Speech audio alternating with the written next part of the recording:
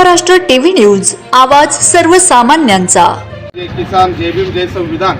आज दिनांक 1 जानेवारी 2025 रोजी 26 रोजी ऐतिहासिक नगरी चाळीसगावमध्ये बहुजन आझाद सेनेचे सुप्रीमो सरसंस्थापक स्वप्नील भाऊ जाधव, आजी माजी सैनिक ग्रुप, सर्व समाज बांधव या चिंतनासाठी एकत्र झाले आहेत की आमच्या 500 शूरवीरांनी जो इतिहास लिहून ठेवलेला आहे, 28,000 पेशव्यांना कंठस्नान करून त्या भीमा कोरेगावच्या विजयस्तंभावर सोनेरी अक्षरांनी त्या आमच्या 500 शूरवीर महार सैनिकांनी नाव नोंदलेलं आहे।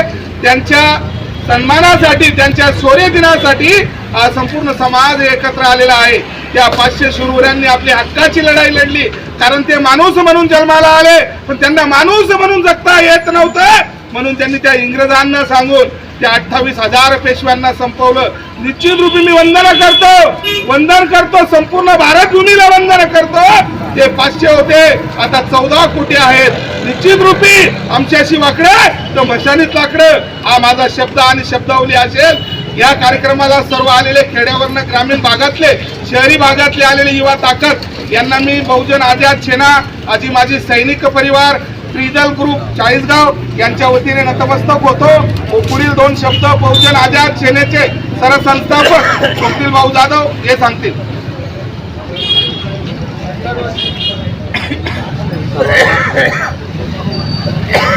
सर्वांना मानाचा क्रांतिकारी जय भीम। या ठिकाणी 1 जानेवारी म्हणजे नवीन वर्ष बदललं आहे आणि म्हणूनच या ठिकाणी 1 जानेवारी 2026 रोजी गुरुवार रोजी विश्वभूषण डॉक्टर बाबासाहेब आंबेडकरांनी आमच्या ज्या पूर्वजांना म्हणजेच भीमा कोरेगावाचा जो इतिहास आहे, तो इतिहास आम्हाला विश्वभूषण डॉक्टर बाबासाहेब आंबेडकर प्रत्येक वर्षी भीमा कोरेगाव या स्तंभाला जाऊन सर्व कार्यकर्ते, भीम सैनिक आणि विश्वभूषण डॉक्टर बाबासाहेब आंबेडकरांचे त्यावेळेचे जे काही सैनिक होते ते सर्व त्या ठिकाणी जाऊन मानवंदना देत होते, त्यांना आमच्या शूरवीरांना सलाम करत होते। परंतु आजची सध्याची परिस्थिती अशी आहे, दिवसांदिवस आमचा इतिहास पुसल्या जात आहे, तो पुसल्या जाऊ नये त्याच्यासाठी आम्ही समाजाला, दलित, आदिवासी, ओबीसींना जागा करण्याचं या ठिकाणी काम करत आहोत। बहुजन आझाद सेनेच्या माध्यमातून या ठिकाणी आम्ही त्या 500 शूरवीरांना म्हणजे ज्यांनी 28,000 पेशव्यांना अतिशय म्हणजे तीव्र भूमिकेत त्यांना सरासर कापले, साध्या आणि सोप्या भाषेत म्हणायचं म्हणजे।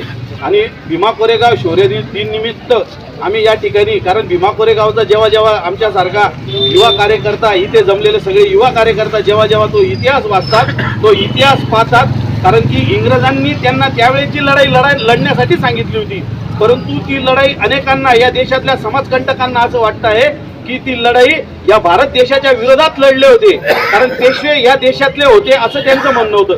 परंतु सत्य परिस्थिती अशी आहे, या देशामध्ये आम्हाला जेव्हा नाकारलं गेलं, आम्हाला अन्न देत नव्हते, आमच्या अंगावर कपडे देत नव्हते, असं आमच्यावर जेव्हा आमच्या लोकांवर, आमच्या पूर्वजांवर जेव्हा अन्याय होत होते, तर त्या अन्यायाला वाचा फोडण्यासाठी या देशातले देखील आम्ही रहिवासी आहोत, या देशातले मूळ रहिवासी आहोत, हा देश आमचा आहे अशी जागरूकता करण्यासाठी त्या इंग्रज लोकांनी आमच्या लोकांना सांगितलं की तुम्हाला पेशव्यांशी लढायचं आहे। आणि त्या ठिकाणी आमच्या लोकांनी सांगितलं, सध्या इंस्टाग्राम, फेसबुकला या ठिकाणी आमच्यापर्यंत सर्वात महत्त्वाची गोष्ट येते आणि सोशल मीडियाच्या माध्यमातून तर अतिशय जवळ येते। त्यांनी त्या ठिकाणी सांगितलं की जर तुम्हाला पेशव्यांना कापायचं आहे, हे जर तुम्ही आम्हाला सांगत असाल तर त्याच्यासाठी तुम्ही आम्हाला काय द्याल?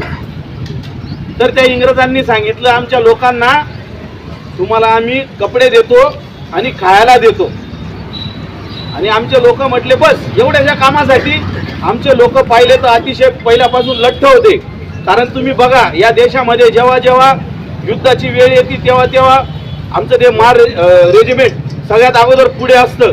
तसेच आमचे ते शूरवीर 500 शूरवीर लढले, त्यांना मानवंदना देण्यासाठी, त्यांना सलाम करण्यासाठी या ठिकाणी आम्ही सगळे, म्हणजे या ठिकाणी नुसते बौद्ध समाजाचेच आलेले नाही, मी दलित, आदिवासी, ओबीसी समाजाचा आवर्जून या ठिकाणी शब्दामध्ये सांगतोय की ते सगळ्या जाती धर्माचे लोक या ठिकाणी आलेले आहेत। आणि त्या आलेल्या लोकांचं, आणि ते लोक सुद्धा आमच्या सोबत येऊन या ठिकाणी जनजागृतीचं काम करतात, त्यांचे देखील मी आभार मानतो, त्यांना धन्यवाद देतो। आणि या ठिकाणी एकच सांगू इच्छितो की चाळीसगाव तालुक्यामध्ये आमची काही संघटना इतकी मोठी नाही, या जळगाव जिल्ह्यामध्ये जिथे अन्याय अत्याचार होतील त्या ठिकाणी बहुजन आझाद सेनेचा मी संस्थापक अध्यक्ष म्हणून, तसेच आमच्यासोबत जे काही आमचे सहकारी आहेत, आमचे मोठे बंधू आहेत, जे काही लहान आहेत, आमच्यापेक्षा वरिष्ठ आहेत, सिनियर आहेत, आम्ही सगळेजण त्या अन्यायाला वाचा फोडल्याशिवाय राहणार नाही या भूमिकेने.